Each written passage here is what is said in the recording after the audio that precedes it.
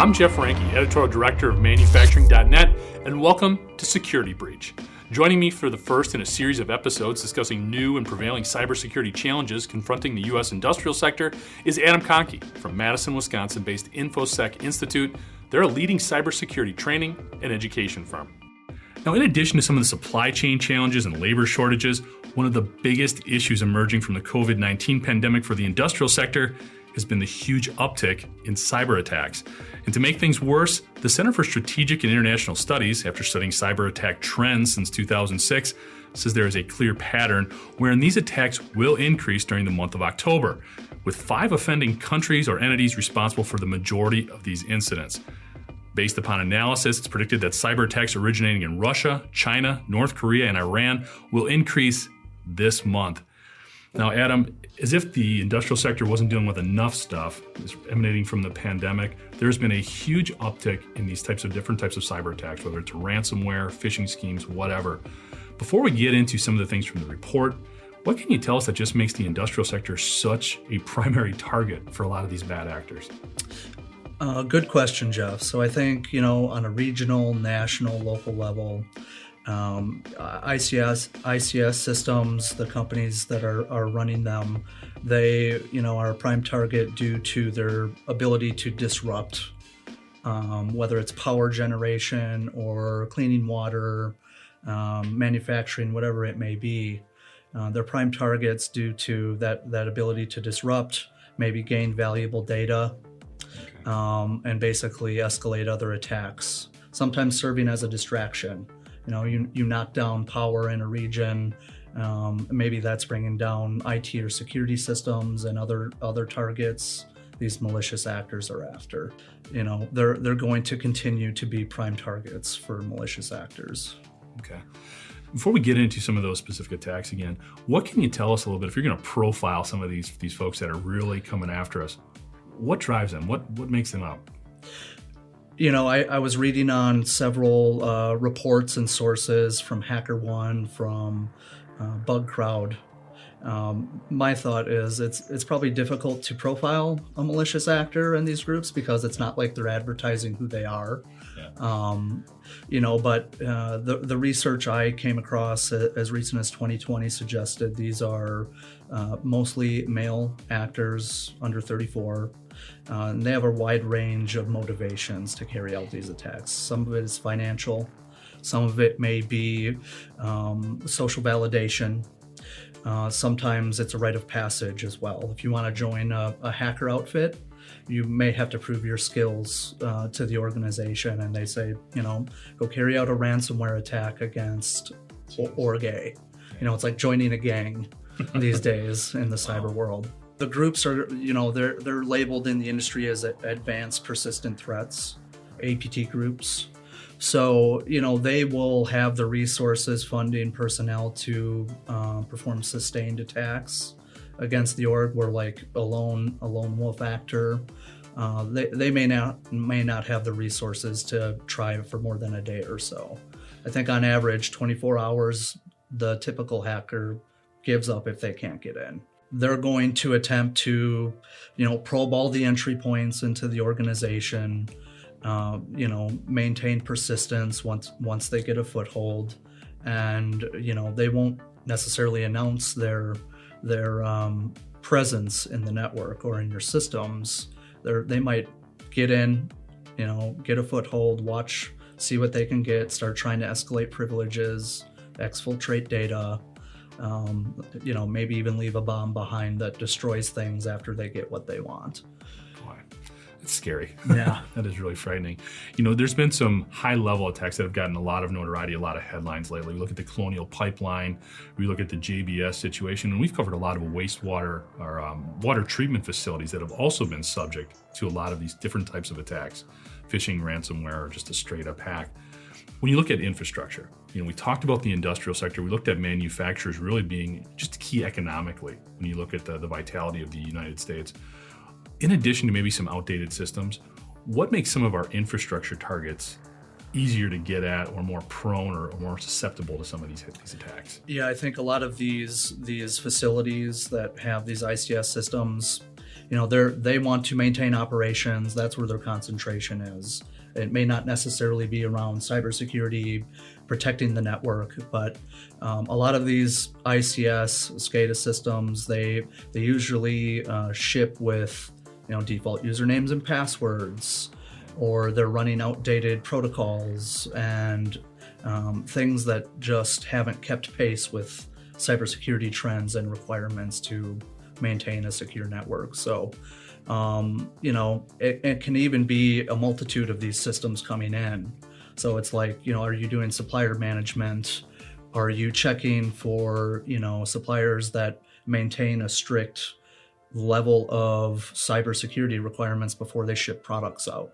Do they maintain them? Do they make patches available?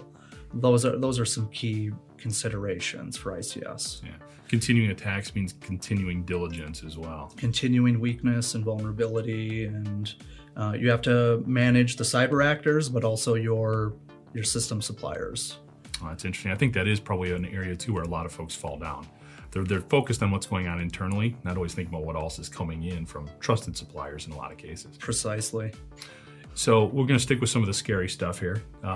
Looking at October and looking at some of those reports that have been coming in. Can you dive a little deeper and tell us what is it about these trends and why is October such a prevalent month for all these attacks? Absolutely. So the Center for Strategic and International Studies, what that research from InfoSec and kind of diving into the numbers kind of showed was during Q4 of the year in October specifically, that's when you start seeing natural disaster activity picking up, hurricanes and rock and mudslides, and that's when election cycles are typically kind of ramping up, and as a result protesting and people getting more politically active. So I think a lot of these things serve as distraction, and they make the opportunity to carry out a malicious cyber attack easier and a lot more prevalent.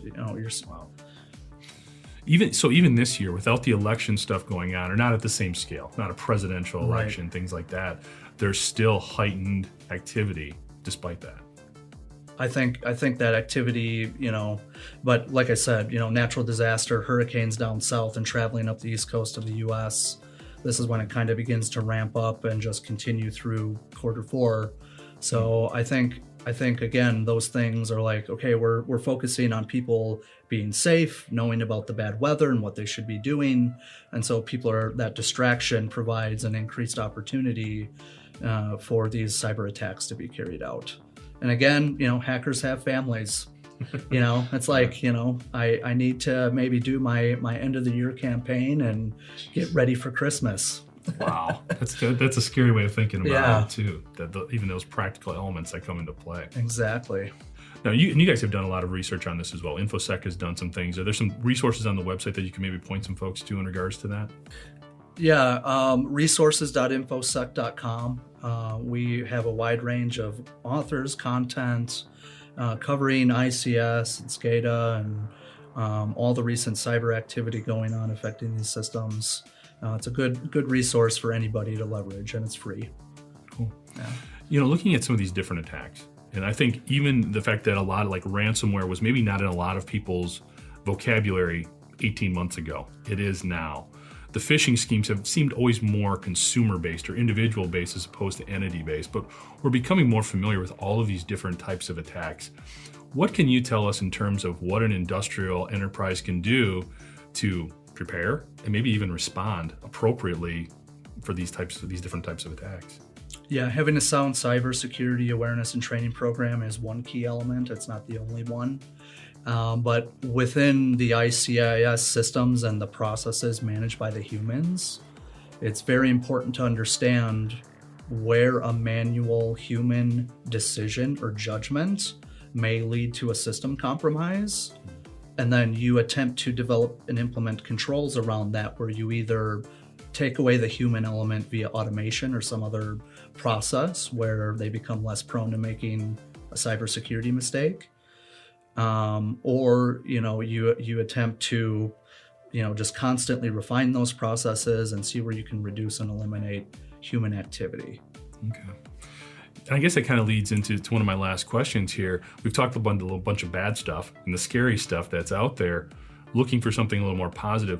What is some of maybe the low-hanging fruit or some of the initial steps that manufacturers can take to deal with this continuing cyber attack situation? Implementing good risk management, vulnerability management programs. I mean, it's hard to know what to protect until you do an activity to discover what do we have, what's vulnerable, how do we manage that, can we manage it? Has there been anything you've seen that's really helped? Because there's usually, the stakeholders, they understand the significance of this. It's sort of selling it sort of up chain and down chain to everybody. Have there been anything that you've experienced that have been really successful tactics in helping get more people to buy in?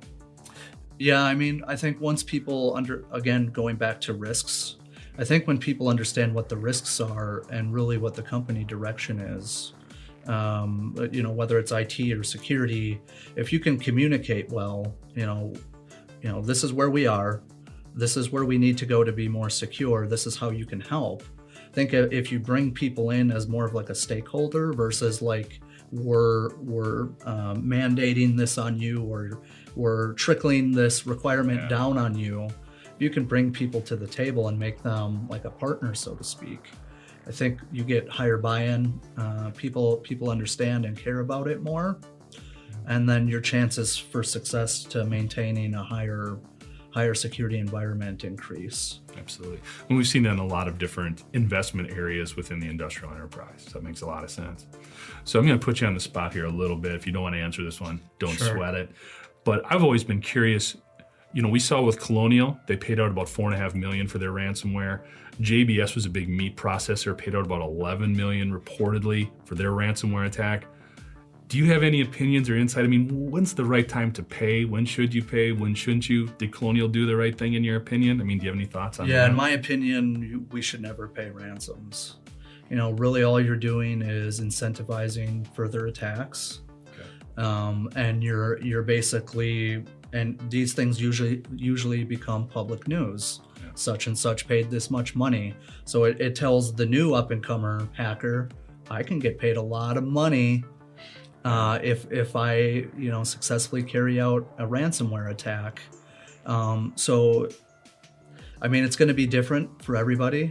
Some ICS systems are more critical than others. My stance is always going to be, don't ever pay the ransom, because you also don't guarantee you're going to get your data or systems back. Yeah, so there's really no upside other than maybe they won't attack us again and we can get back to work whenever they feel like it.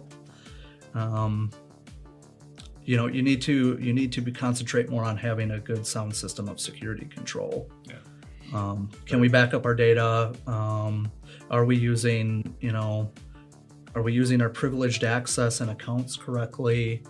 Can we shift to an alternate DR site? Having, ransomware should be part of a DR BCP plan. Okay.